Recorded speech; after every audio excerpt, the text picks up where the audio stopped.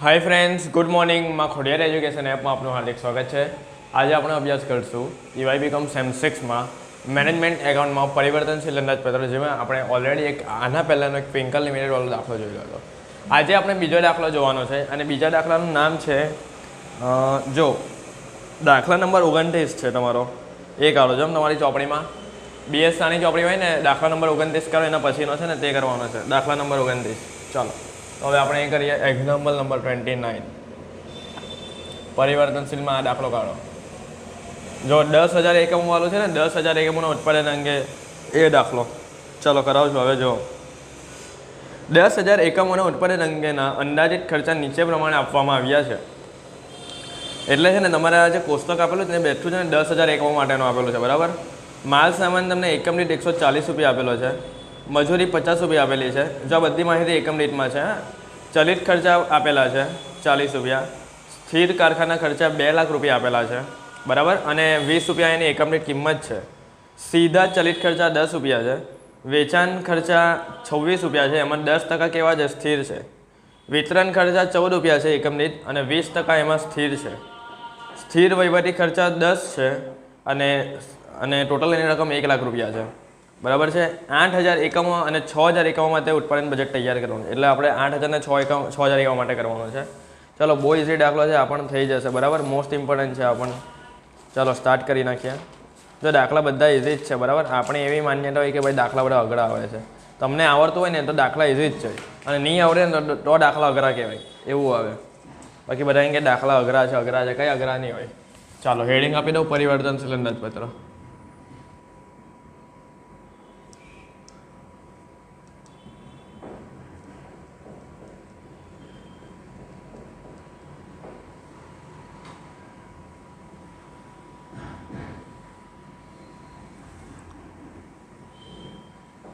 જેટલા એકમોનું કીધેલું હોય ને એટલા એકમો બનાવવાનો। અહીંયા જો ટકા નથી કીધા પણ એકમો કીધેલા ને, તો આપણે તો એકમોની જ જરૂર હતી।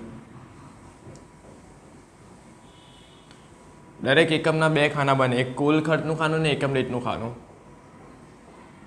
1 2 3 4 5, હજુ એક બને 6।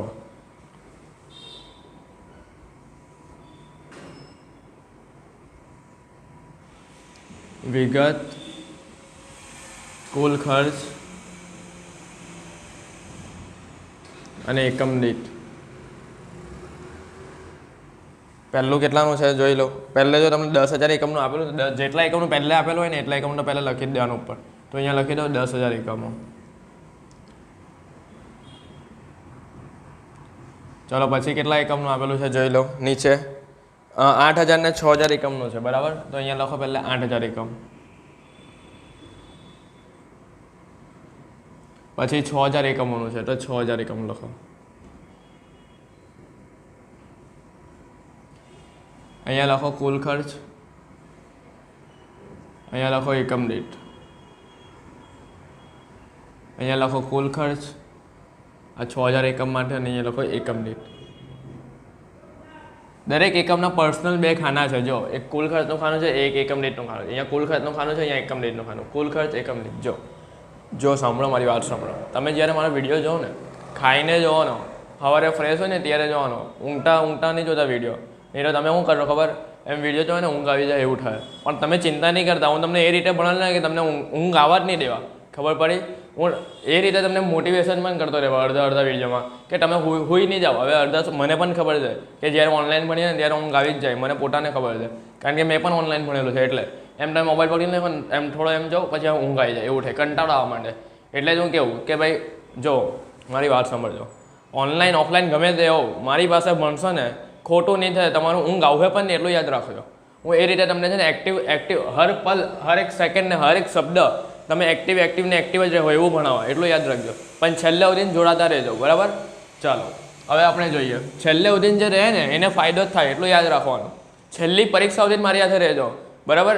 જો મને ફોન કરવાના, મેસેજ નહીં કરવાના। મેસેજ કર્યા તો સીન નહીં કર્યા, પણ જો ફોન કરવો ને તો એ સવાલ આપી દે ને કે જે પૂછાય, બરાબર, ખબર પડે।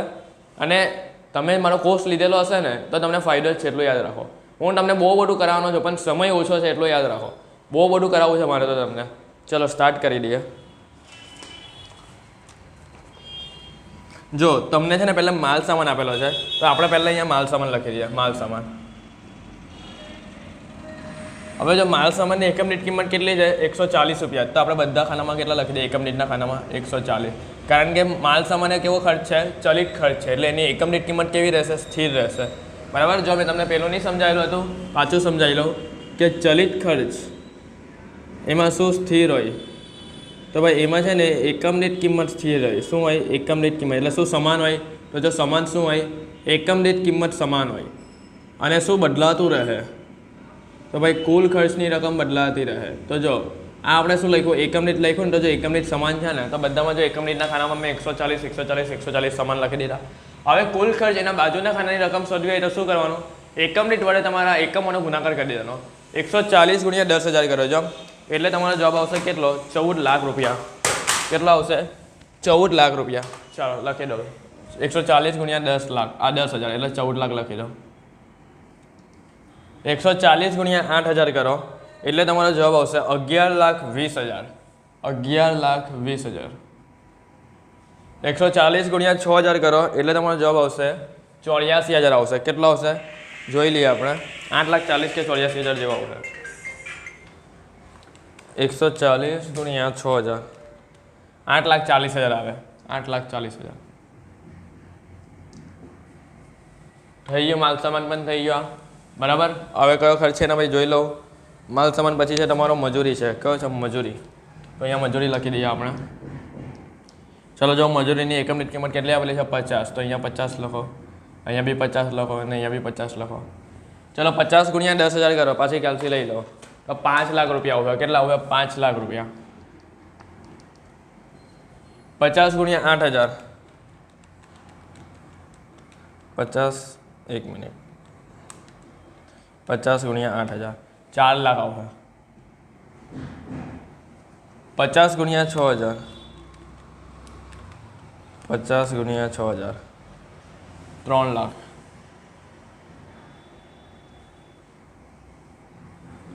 ચાલો મજૂરીનું કામ પતી ગયું. એના પછી શું આપેલું? જો ચલિત કારખાના ખર્ચા આપેલા છે, પણ આપણે શું કરીએ? જો બીજું કંઈ આપેલું છે જોઈ લો. મજૂરી, હા ચલિત કારખાના ખર્ચા છે. બરાબર. તો એ પણ લઈ લઈએ. ચલો એની હાથે, કારણ કે ચલિત જ ખર્ચ છે ને, લખી દઈએ ચલિત કારખાના ખર્ચ.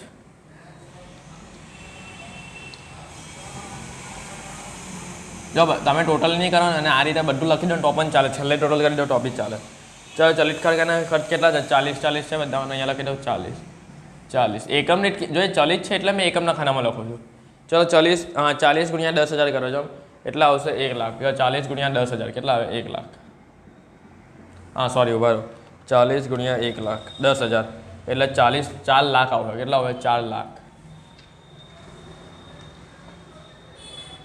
એ તો ઉભા રહો ફ્રેન્ડ્સ. જો આપણે છે ને એક કામ કરીએ, આ રીતના એના કરતાં તો 2 મિનિટ. જો તમને છે ને, જો ધ્યાનથી જો, તમે માલ સામાન લખી દીધો, મજૂરી લખી દીધી. હવે આ ચલિત કારખાના ખર્ચ નહીં લખવાનો છે. પેલું સીધા ચલિત ખર્ચા છે ને, સીધા ચલિત ખર્ચા. જો સ્થિર કારખાના ખર્ચની નીચે સીધા ચલિત ખર્ચા છે, એ પણ અહીંયા લખી દે તો અમને ચાલતે. બરાબર. આપણે જો સિક્વન્સમાં લખવું હોય ને તો એ રીતે અમને લખી દો તો ચાલે. તો આપણે શું કરીએ ખબર? આ ભૂસી કરીએ અમને. તમે લખો એટલે લખી મૂકજો, કંઈ નહીં. ઉપર નીચે આવે બીજું કંઈ નહીં આવે, બાકી જવાબ તો આવી જાય. પણ મેં જરાક સિક્વન્સમાં લખું ને એટલે બીજું કંઈ નહીં, કે તમારા માર્ક્સ સારા આવે. સિક્વન્સમાં લખેલો વધારે સારું. તો જો સ્થિર કારખાના ખર્ચ જે 2 લાખ આપેલા છે ને, એની નીચે સીધા ચલિત ખર્ચા છે, તો એ લખી દો. એટલે પહેલે બધા આપણે શું કરીએ? ચલિત ખર્ચા લઈ લઈએ. સીધા ચલિત ખર્ચા કેટલા આપેલા છે? જો એની એકમ દીઠ કિંમત કેટલી છે? 10 રૂપિયા. તો 10 રૂપિયા 10 રૂપિયા 10 રૂપિયા. ચલો 10 ગુણ્યા 10,000 કરો તો અહીંયા કેટલા આવશે? 1 લાખ. 10 ગુણ્યા 8,000 80,000 આવશે. અને 10 ગુણ્યા 6,000 એટલે કેટલા આવે? 60,000. થઈ ગયું. હવે બરાબર છે. ચલો હવે આપણે આનું ટોટલ કરી નાખીએ. અને એને શું કહેવાશે? બોલો. પ્રાથમિક પડતર કહેવાય. શું કહેવાય? પ્રાથમિક પડતર. ચલો કરો જો. 14 લાખ પ્લસ 5 લાખ પ્લસ 16 લાખ કેટલા મળે? 20 લાખ રૂપિયા મળે. તો અહીંયા લખી દઉં 20 લાખ. 140 પ્લસ 50 પ્લસ 10 કેટલા મળે? તો 200 રૂપિયા મળે. કેટલા મળે? 200 રૂપિયા. 11,20,000 4 લાખ અને 80,000 બોલો કેટલા રૂપિયા થાય? તો અહીંયા થશે તમારા 16 લાખ રૂપિયા. કેલ્સીમાં કર્યા જ કરવાનો છે. 140, 50 ને 10 કેટલા મળે જોઈ લો. 140, 50 ને 10 200. 8,40,000, 3,00,000 ને 60,000 કેટલા મળે છે ભાઈ? બોલો કેટલા મળે છેલ્લે? તો 12 લાખ રૂપિયા મળે છે. બરાબર, 12 લાખ રૂપિયા.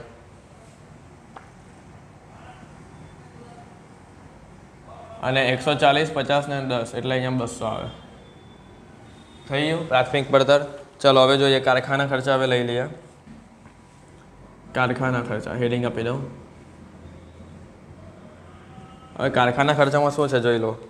પહેલે તમને આપેલું છે ચલિત કારખાના ખર્ચ એવું આપેલું છે. તો અહીંયા લઈ લઈએ ચલિત કારખાના ખર્ચ. અને એની એકમ દીઠ કિંમત તમને આપેલી છે 40 રૂપિયા. તો એકમ દીઠના ખાનામાં લખી દે 40, 40, 40. 40 ગુણ્યા 10,000 કરો જમ તો આવશે 4 લાખ રૂપિયા.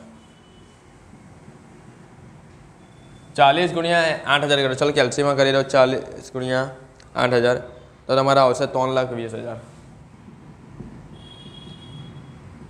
40 ગુણ્યા 6,000 કરો એટલે તમારો જવાબ આવશે 2,40,000. થઈ ગયું. હવે જો એની નીચે જો સ્થિર કારખાના ખર્ચ આપેલું છે.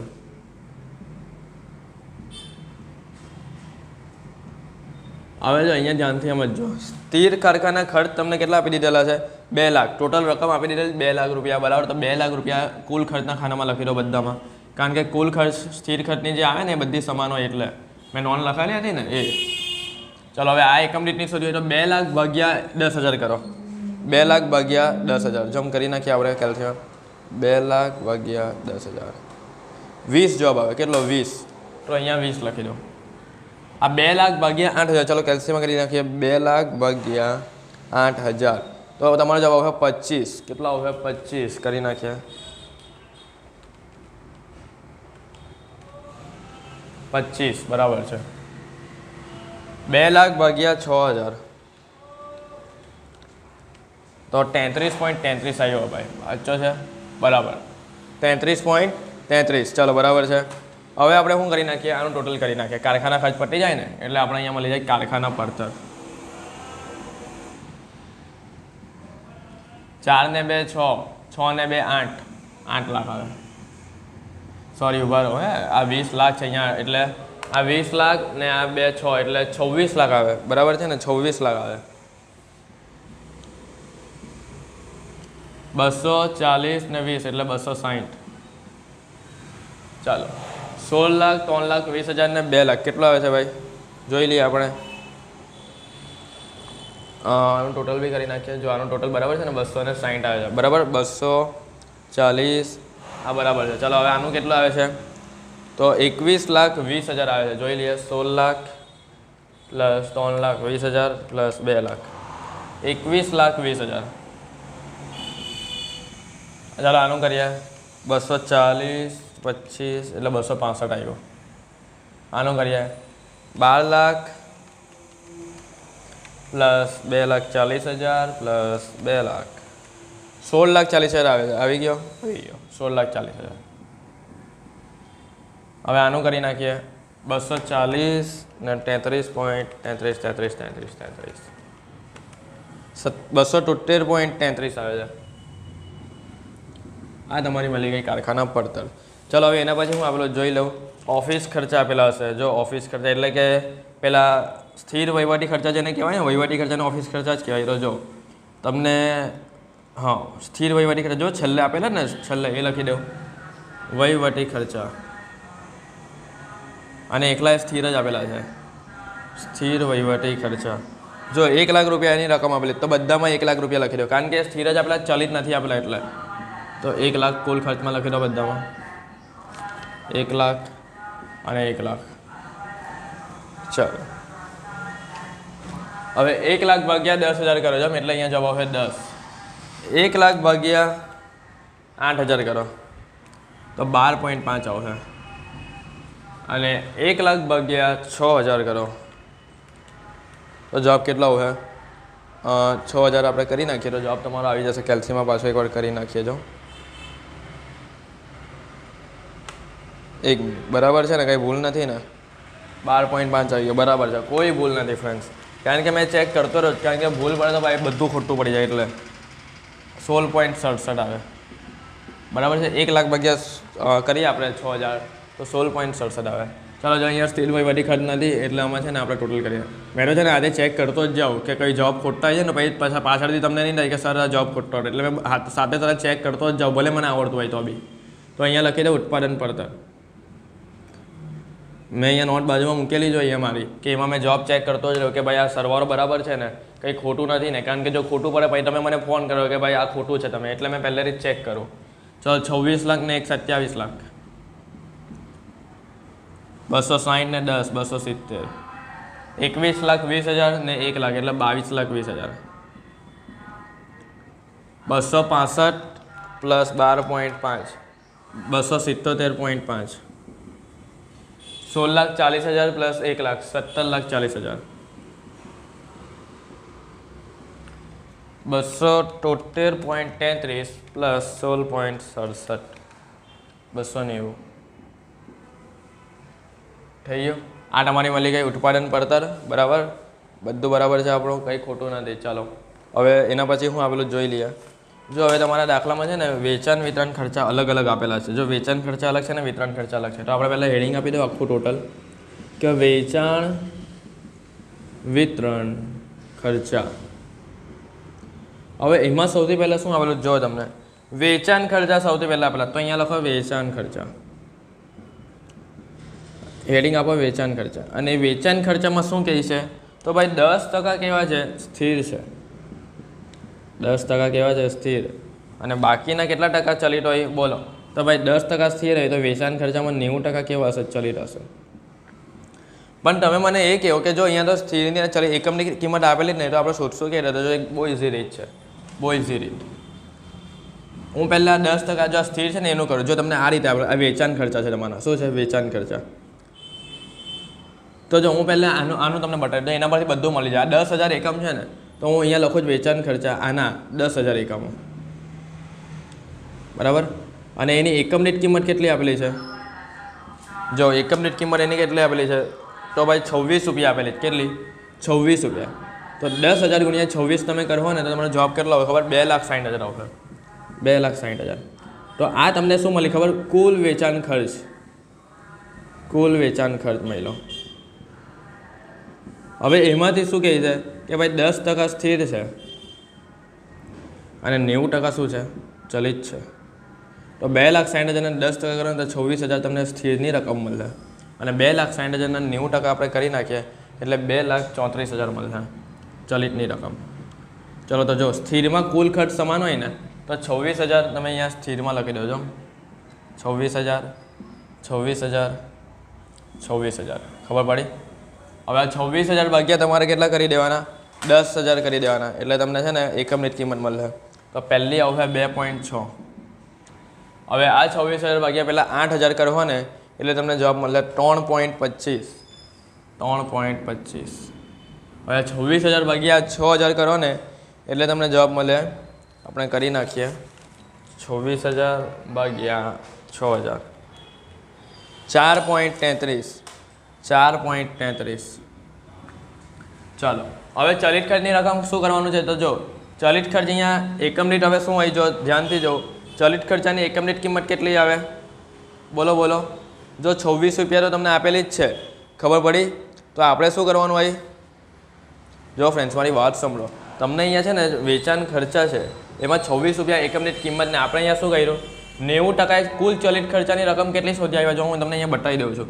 2,34,000 શોધી આવ્યા, 2,34,000.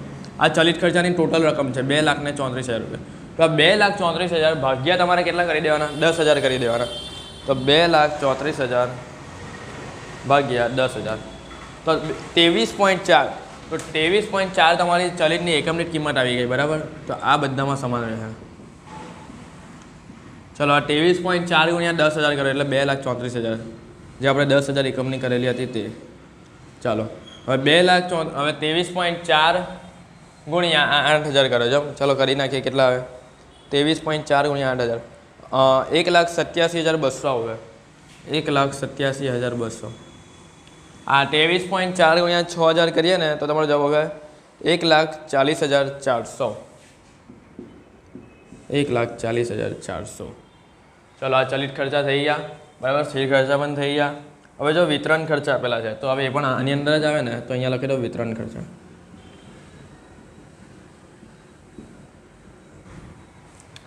ચલો વિતરણ ખર્ચા કેટલા આપેલા છે તો ભાઈ 20% કેવા છે સ્થિર છે તો આની ગણતરી પણ એ રીતે જ થાય જો હવે આમાં જ નહીં સમજ પડી ને તો આમાં સમજી લેજો 20% સ્થિર તો 80% કેવા હોય ચલિત હોય ચલો હવે ધ્યાનથી જો પહેલે આપણે અહીંયા હેડિંગ આપી દઈએ જો ધ્યાનથી જોઈ લો વિતરણ ખર્ચા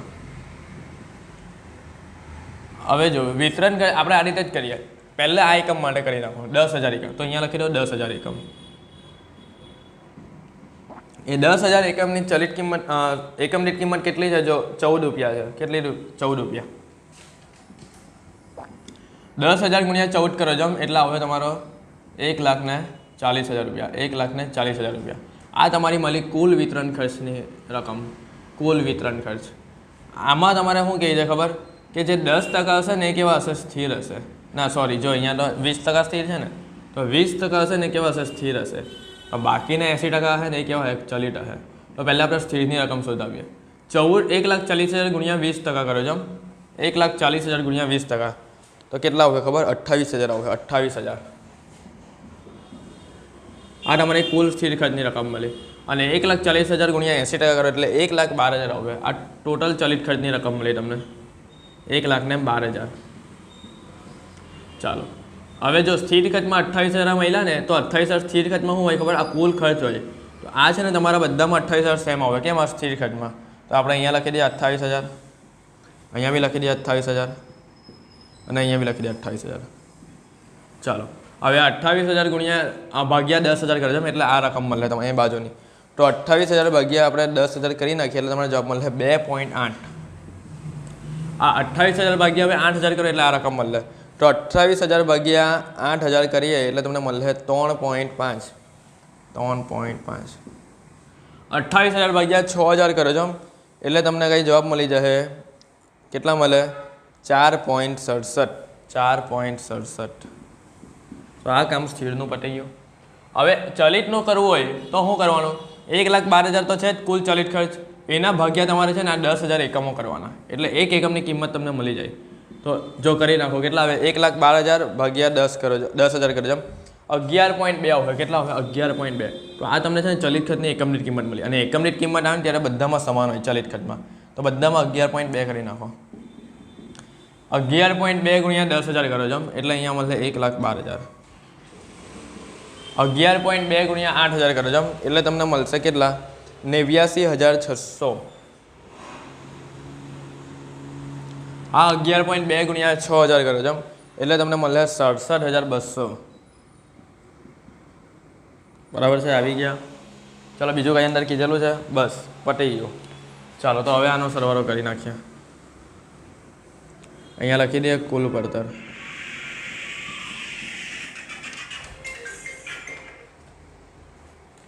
ચલો હવે આનો સરવાળો કરીએ જો અહીંયા ઉપરથી કરવાનો 27 લાખથી અહીંયા નીચે વધીને ચલો કરી નાખીએ કેલ્સી લઈ લઉં છું મેં પણ 27 lakh plus 26,000 plus 2,34,000 plus 28,000 plus 1,12,000 31 lakh જવાબ બરાબર છે આવી ગયો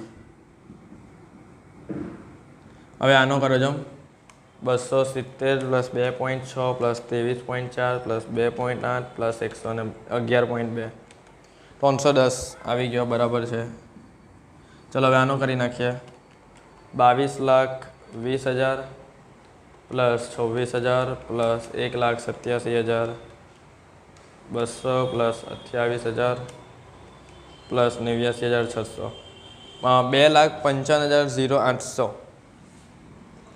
સોરી 25,50,800 હવે હા ભાઈ 25,50,800 ચલો હવે આનો સરવાળો કરી નાખીએ જો આનો તમારો કેટલો હવે ખબર 25,50,800 આવ્યો ને તો એના ભાગ્યા તમે 8,000 કરી દો ને તો બી એનો સરવાળો એટલો જ આવે જો તમે કરો ને 318.85 આવે બરાબર જો તમે આનો સરવાળો કરો ને તો બી એટલો જ આવે આ એક રીત છે શોર્ટકટ 318.85 ચલો હવે આનો કરી નાખો જો 17,40,000 પ્લસ 26,000 પ્લસ 1,40,400 પ્લસ 28,000 પ્લસ 67,200. તો આનો જવાબ આવે 20,16,000 આવે છે, આવી ગયો. એટલે 216 એમ, 216. હવે એના ભાગ્યા જો તમે 6,000 કરી નાખો ને એટલે 333.6 આવે. તો જો આનો સરવાળો કરે ને તો બી એટલો જ આવશે, 333.6. એટલે તમને પરીક્ષામાં ખબર પડી જાય કે દાખલો સાચો છે. બસ આ તમારો જવાબ મળી ગયો કુલ પડતરનો. ચાલો જો આટલું નથી, અંદર તો બધા બહુ IMP પોઈન્ટ આવે. આ આપણો દાખલો અહીંયા પૂરો. હવે આના પછી બીજો કરશું. આ તમે દાખલો બેઠો લખી દો, બરાબર. કંઈ નહીં સમજ પડે તો કોલ કરજો. ચાલો હવે આપણે મળશું નેક્સ્ટ લેક્ચરમાં.